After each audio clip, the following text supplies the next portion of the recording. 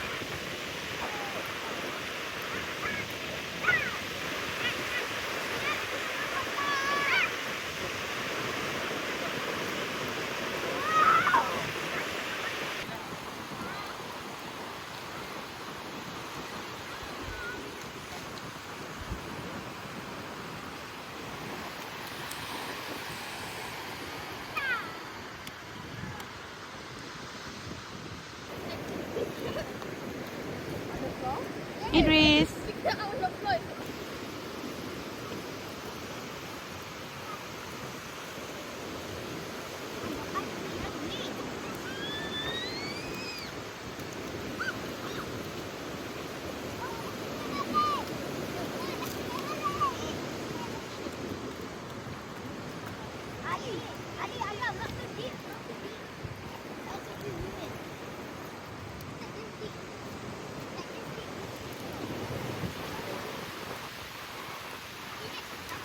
Okay, so jom kita pergi tengok Sofia pula. Dia tengah buat apa.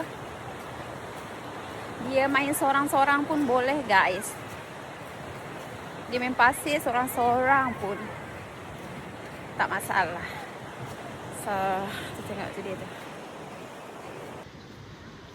Hello. Buat apa? Main sorang-sorang je sian dia. Tak nak main kat situ ke? Tu. Tak nak? Okey. Tak bosan ke?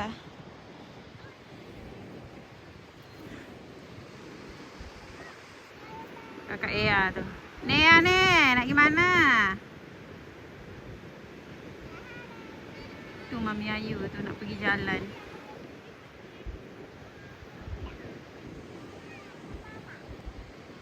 Tak nak ke tu? Sekejap lagi bersihkan kaki kat situ lah, kat pantai. Jom. Bersihkan. Tak nak. Oh, tak nak juga guys. Memang dia suka sorang-sorang kat sini.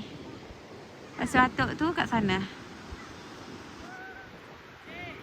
Atuk duduk sorang-sorang. Menunggu cucu-cucunya.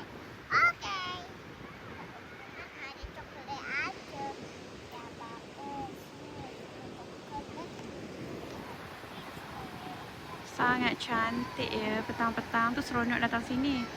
Sebab dia punya vibe tu macam tenang, relax. Adik, jomlah adik, kita pergi sana tu tengok dia orang tengah buat apa. Adik, dia tak peduli pun. Okay, jom, let's go.